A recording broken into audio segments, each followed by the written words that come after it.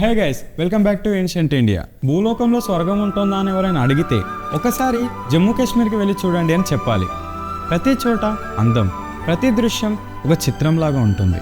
మనకి స్వర్గంలో అనిపించే హిమాలయాలు, నీటిలో నీడలు చూపించే దాల్ లేక్, అదే హిమాలయ పర్వతాల నుండి వచ్చే నీటి మధ్యలో ఉండేది ఈ ప్రదేశం జమ్మూ అండ్ కాశ్మీర్.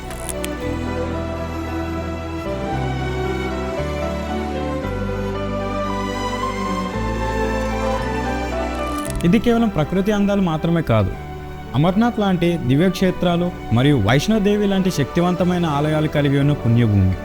సంస్కృతి మరియు సౌందర్యంతో నిండి ఉన్న ఈ ప్రదేశాన్ని చూడడానికి మన యాత్ర ఇప్పుడే మొదలెడదాం, పదండి.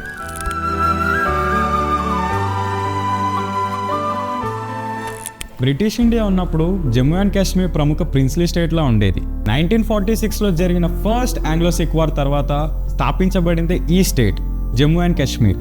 ట్రీటీ ఆఫ్ అమృత్సర్ 1846 బ్రిటిష్ వారు అప్పటి జమ్మూని పాలిస్తున్న డోగ్రా చక్రవర్తి గులాబ్ సింగ్కి కాశ్మీర్ని 75 లక్షలకి అమ్మేశారు. ఈ స్టేట్లో గిల్గిట్ బల్తిస్తాన్, జమ్మూ, కాశ్మీర్, లదాఖ్ ఈ 4 స్టేట్లు వస్తాయి. ఈ స్టేట్ని డోగ్రా వంశం పాలించింది. మొదటిగా గులాబ్ సింగ్, తర్వాత రణబీర్ సింగ్, ప్రతాప్ సింగ్, చివరిగా పాలించిందే హరి సింగ్. జమ్మూ అనగానే మనకి గుర్తొచ్చేది అందమైన ప్రదేశాలు, కానీ ఈ భూమి కోసం ఎన్నో యుద్ధాలు కూడా జరిగాయి. ఒకసారి జమ్మూ డెమోగ్రఫీ చూస్తే ముస్లిమ్స్ మెజారిటీ అనేది ఎక్కువగా ఉంది, ఎస్పెషల్లీ కాశ్మీర్లో. జమ్మూలో హిందూస్, డోగ్రాస్ ఎక్కువగా ఉండేవారు, లదాఖ్లో బౌద్ధులు ఉండేవారు. హిందూ రాజైన హరి సింగ్ పాలనలో ముస్లిమ్స్ మెజారిటీ అనేది ఎక్కువగా ఉండడం వల్ల ప్రత్యేకంగా 20th సెంచరీలో ఒకలాంటి ఒత్తిడి కలిగింది. 1947లో బ్రిటిష్ ఇండియా పార్టీషన్ తర్వాత మహారాజ్ హరి సింగ్కి 2 ఆప్షన్స్ ఇచ్చారు బ్రిటిషర్స్. ఆప్షన్ 1 ఇండియా లేదా పాకిస్తాన్, ఈ రెండిట్లో తనకు నచ్చిన పార్టీషన్లో జమ్మూ అండ్ కాశ్మీర్ని కలపవచ్చు. లేదా ఆప్షన్ 2 జమ్మూ అండ్ కాశ్మీర్ని ఒక ఇండిపెండెంట్ స్టేట్గా ఉంచవచ్చు.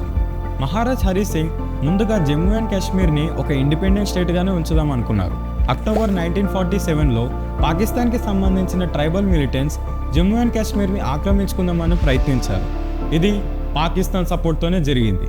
ఈ విషయం తెలిసిన హరి సింగ్ వెంటనే ఇండియన్ మిలిటరీ హెల్ప్ కోసం అడిగారు. జమ్మూ అండ్ కాశ్మీర్ ఒక ఇండిపెండెంట్ స్టేట్. ఒకవేళ హరి సింగ్ చేసిన రిక్వెస్ట్ని ఇండియా యాక్సెప్ట్ చేయాలంటే ఇన్స్ట్రుమెంట్ ఆఫ్ యాక్సెషన్ మీద సైన్ చేయాలి. సో అక్టోబర్ 26, 1947 రోజు హరి సింగ్ ఈ అగ్రిమెంట్ మీద సైన్ చేశారు. ఇది 1947-48 ఫస్ట్ ఇండో పాక్ వార్కి మొదట అడుగైంది. 1949లో జరిగిన సీజ్ ఫైర్ తర్వాత జమ్మూ అండ్ కాశ్మీర్ 2 పార్ట్స్గా డివైడ్ అయింది. ఇండియా 2/3 ఆఫ్ జమ్మూని కంట్రోల్ చేస్తుంది, అందులో జమ్మూ కాశ్మీర్ అండ్ లదాఖ్ వస్తుంది. పాకిస్తాన్ 1/3 పార్ట్ని కంట్రోల్ చేస్తుంది, అందులో ఆజాద్ జమ్మూ కాశ్మీర్ అండ్ గిల్గిట్ బల్తిస్తాన్ వస్తుంది.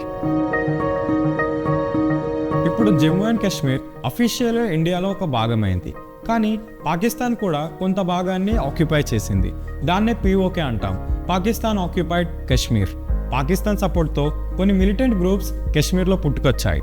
ఈ మిలిటెంట్ గ్రూప్స్కి పాకిస్తాన్ ట్రైనింగ్ ఇచ్చి వాళ్ళకి ఆయుధాలను సప్లై చేస్తుంది. లష్కర్ ఎ తైబా, జైషే మొహమ్మద్, హిజ్బుల్ ముజాహిదీన్ ఈ టెర్రర్ గ్రూప్సే మన ఇండియన్ సోల్జర్స్ అండ్ సివిలియన్స్ మీద అటాక్ చేయడం మొదలుపెట్టారు. ఇలా జమ్మూ అండ్ కాశ్మీర్లో టెర్రరిజం పెరగడం వల్ల ఇండియన్ గవర్నమెంట్ లక్షల మంది ఆర్మీ సోల్జర్స్ అండ్ పారామిలిటరీ ఫోర్సెస్ని పెంచాల్సి వచ్చింది.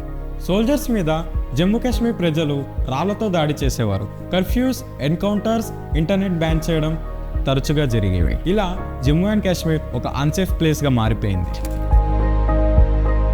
జమ్మూ అండ్ కాశ్మీర్ ఇండియాలో ఒక భాగమైన తర్వాత పాపులేషన్ ఇన్బ్యాలెన్స్ అనేది జరిగింది.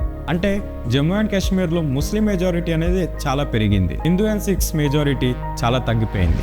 వేల మంది కాశ్మీరీ పండిట్స్ని అతి దారుణంగా హత్య చేశారు. జమ్మూ ప్రజలకి ఇండియన్ సోల్జర్స్ మీద నమ్మకం పోయేలాగా ఇండియన్ ఆర్మీ యూనిఫామ్లో వచ్చి అక్కడి కాశ్మీరీ పండిట్స్ని ఇంకా కొంతమంది లోకల్స్ని టార్గెట్ చేసి మరి చంపేసేవారు.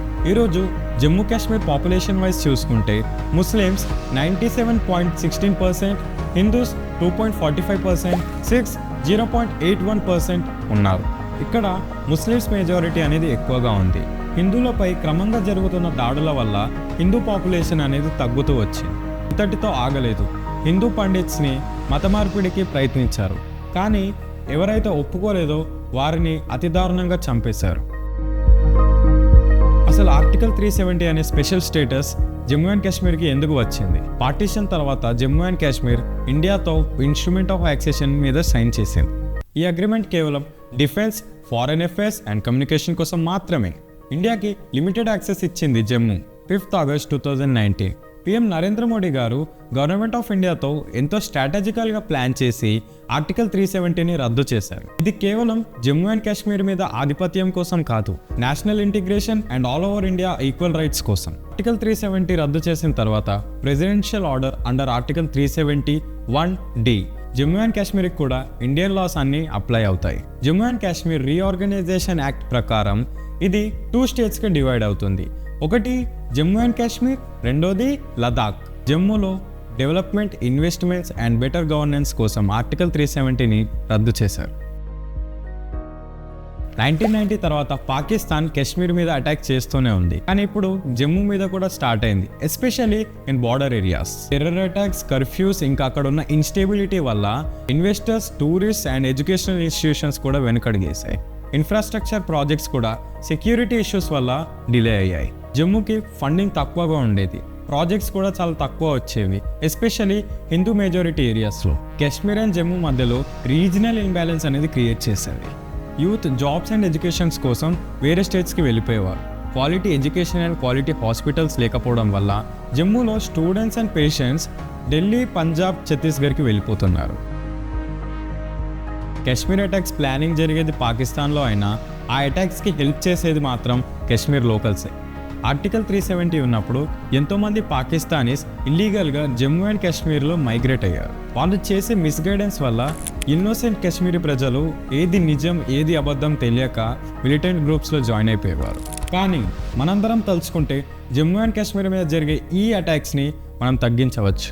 ఇండియాలో ఉన్న మిగతా స్టేట్స్ ప్రజలు కాశ్మీర్లో hotels, industries or business start చేసి కాశ్మీర్ అనేది ఒక టెన్షన్ ప్లేస్ కాదు, ఇట్స్ అ సేఫ్ ప్లేస్ అని ప్రమోట్ చేయాలి. పాపులేషన్ బ్యాలెన్స్ అనేది చేయాలి. ఎట్ ప్రెజెంట్ ముస్లిమ్స్ మెజారిటీ అనేది ఎక్కువగా ఉంది. ఒకవేళ మళ్ళీ కాశ్మీరీ పండిట్స్ వెనక్కి వస్తే అక్కడ పాపులేషన్ బ్యాలెన్స్ అయ్యే ఛాన్స్ ఉంది. జమ్మూ అండ్ కాశ్మీర్ జస్ట్ ఒక ప్రదేశమే కాదు, అదొక ఎమోషన్ అండ్ ఇండియాకి స్ట్రాటజికల్ పార్ట్. ఎంతోమంది ఇండియన్ సోల్జర్స్ కాశ్మీర్ కోసం ప్రాణాలు వదిలేశారు. కార్గిల్, పుల్వామా, ఇంకా డైలీ ఆపరేషన్స్ వారి సాక్రిఫైజెస్కి అర్థం లేకుండా అయిపోతుంది. కాశ్మీర్లో ఎన్నో ఇయర్స్గా లష్కరే తైబా, ఇంకా జైషే మొహమ్మద్ లాంటి టెర్రర్ గ్రూప్స్కి పాకిస్తాన్ ఫండ్ చేస్తుంది. ఒకవేళ మనం కానీ కాశ్మీర్ వాళ్ళకి ఇచ్చేస్తే టెర్రరిజం పనిచేస్తుందని మనం మెసేజ్ ఇచ్చినట్టు అవుతుంది. ఇది కాశ్మీర్తో ఆగిపోదు, పంజాబ్, అస్సాం, మణిపూర్ ఈ స్టేట్స్లో కూడా టెర్రరిజం అనేది ఎంకరేజ్ చేసినట్టు అవుతుంది. పాకిస్తాన్ ఇక్కడితో ఆగదు. ఈరోజు మనం కాశ్మీర్ని ఇచ్చేస్తే రేపు పంజాబ్, హైదరాబాద్, ఢిల్లీ కూడా కావాలంటుంది. ఇది కాశ్మీర్ మీద ప్రేమతో జరిగే పోరాటం కాదు, మన భారతదేశపు ఓటమిని చూడడానికి పాకిస్తాన్ చేస్తున్న యుద్ధం. We are not giving a single piece of Jammu and Kashmir to Pakistan. ఇలాగే కాశ్మీర్ ఇంకా ఇండియాలో అటాక్స్ కంటిన్యూ అవుతే పాకిస్తాన్ అనే దేశం ఒకప్పుడు ఉండేది అని మాట్లాడుకుంటారు. ఇంకా మన జమ్మూ అండ్ కాశ్మీర్ని ఎలా సేఫ్ ప్లేస్గా మార్చుకోవాలో మీ ఒపీనియన్ని కామెంట్స్లో చెప్పండి. Please do like, share and subscribe. జై హింద్.